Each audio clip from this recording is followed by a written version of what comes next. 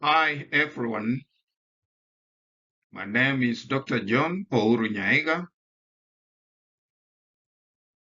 from the University of Nairobi.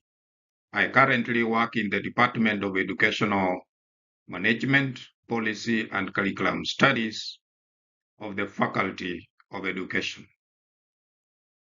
I am now speaking from Nairobi City, the capital city of Kenya, which is found in the continent of Africa. First and foremost, let me give my heartfelt appreciation to the conveners of this conference. They have made it possible for us to meet here so that we can share experiences. I am here to make a presentation on a study entitled Teachers' Career Progression and Pedagogy Perspectives, which is a focus on impact of universities' pedagogical training. The study took place 3 months ago. Colleagues, feel most welcome to this presentation.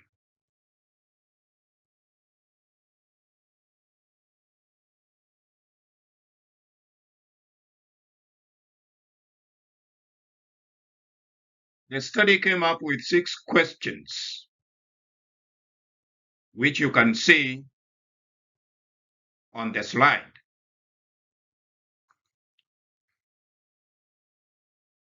The 6 questions focused on requirements needed in order to create teacher development programs, which can create an everlasting impact on university lecturers' careers. We also focused on duration educators, program developers, curriculum experts can take in order to come up with research career training programs at university level. Besides that, the questions also focused on important underlying features and principles such programs need to have, and also who the trainers are and their qualifications. I want you to understand that the purpose of coming up with these 6 questions was to enable the investigator to establish the extent to which teachers' pedagogy training programs are a significant means to teacher satisfaction, and also how the training is a means to ensuring delivery of quality education in universities. Now, this study had 4 main objectives, as you can see on the screen. The objectives focused on 4 main areas. 1, what was needed in order to design an impactful teacher career progression program for lecturers? 2, they also focused on duration taken to develop such programs. 3, they looked at underlying program features and principles, and lastly, program trainers. Under program trainers, the study looked at who the trainers are and what their qualifications are.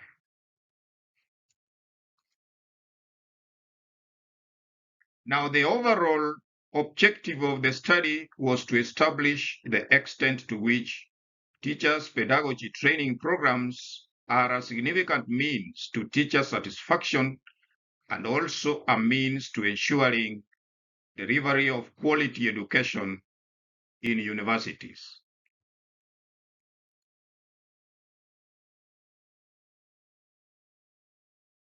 Now, the study carried out a literature review. The literature review was based on how teacher career progression programs are designed, prepared, and delivered. Now, the investigator considered its appropriateness to the topics enshrined in the program, achievement of the program's stated objectives, duration taken for the program to be completed, relevance of that literature on the program activities, and also the relevance of that literature to developer skills in academic management discussions.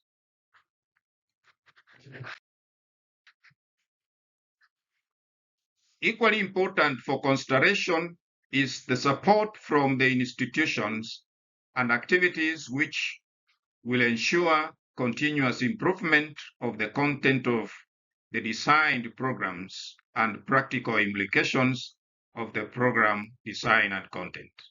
All these areas were a major concern to the investigator, and the study enabled him to have answers to them.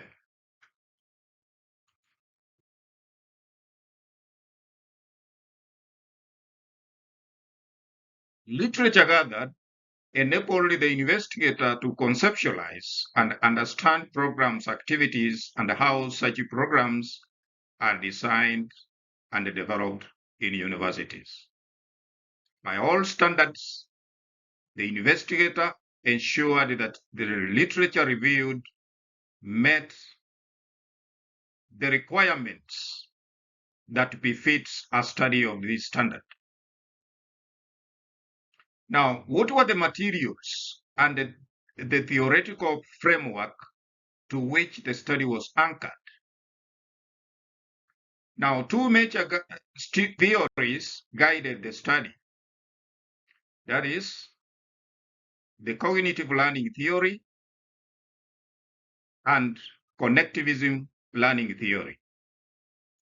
Now, cognitive learning theory emphasizes on how our minds receive and store information.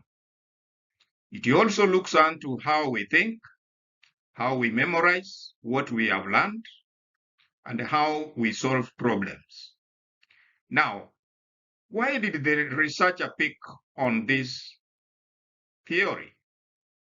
The researcher found this theory suitable as it explains how learners master content taught and how they grasp complex and abstract ideologies.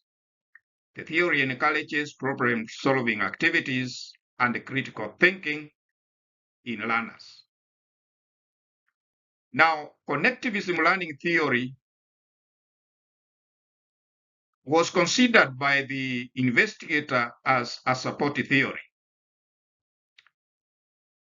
This theory emphasizes on how modern technology and network enable learning and dissemination of knowledge across the globe with ease. The investigator found this theory suitable as it explains how learners use online forums, videos, and other digital gadgets to enhance learning. Now, a questionnaire whose clone batch alpha stood at 0.874 was used as the main data collection instrument, and its respondents, whose number was determined through random sampling procedure, was put in place.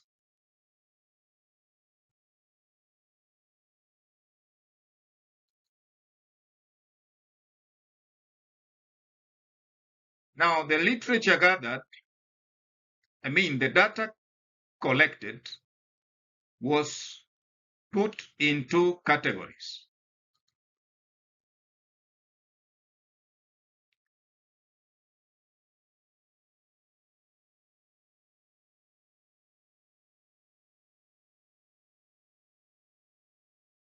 That is, quantitative and qualitative categories. Under quantitative category, while participants who formed 89.6% confirmed that the program's activities, learning resources, and methodologies trainers used during the training sessions to deliver their content were appropriate, a paltry 82.9% of the respondents said the training activities were very useful for their future teaching practice. Under qualitative category, participants noted that the training program's proposed activities were clearly sufficient as they were able to do an analysis of the learned skills and feedback qualitatively.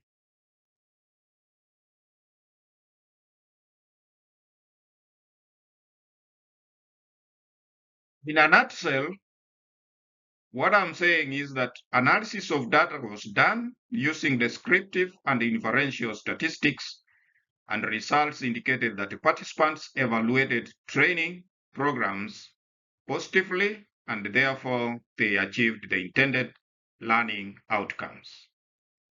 Additionally, most participants regarded those programs as a way of enabling them share their experiences, get new knowledge, and also they saw it as a means to exploring different teaching and learning strategies.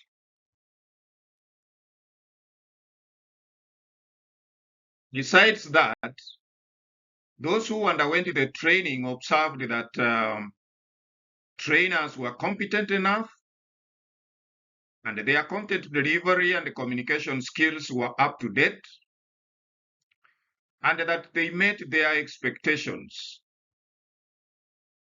These trainers were available and had the ability to link the sessions to teachers' needs and interests.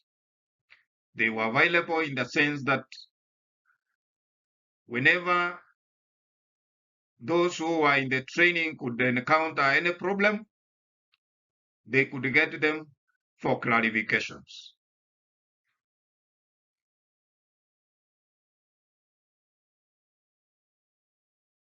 What were the conclusions of the study?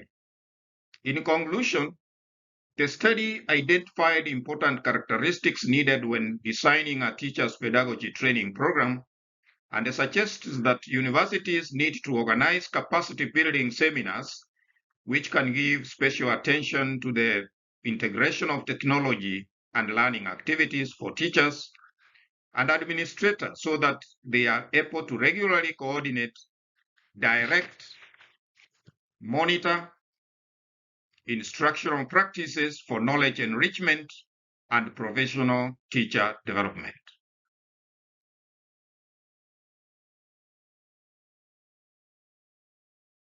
The researcher suggests that there is need for future researchers to consider studies with peer and self-evaluation, especially on trainers, heads of departments, students, pre-post designs, and in-depth follow-up interviews.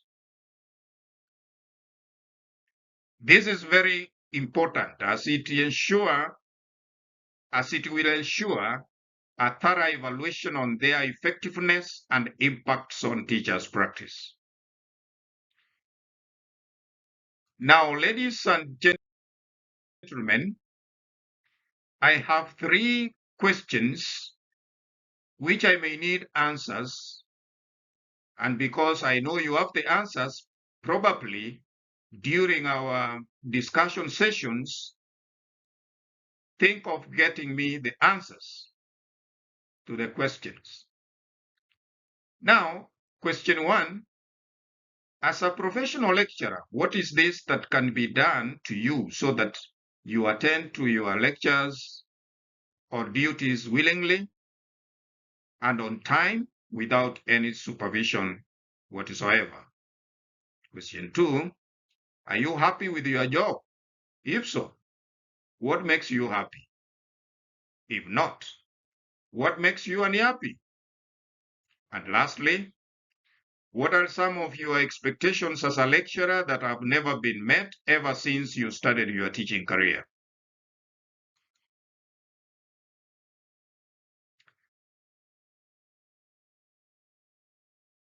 Ladies and gentlemen, I wish you all the best in our conference discussions, and may God bless you all.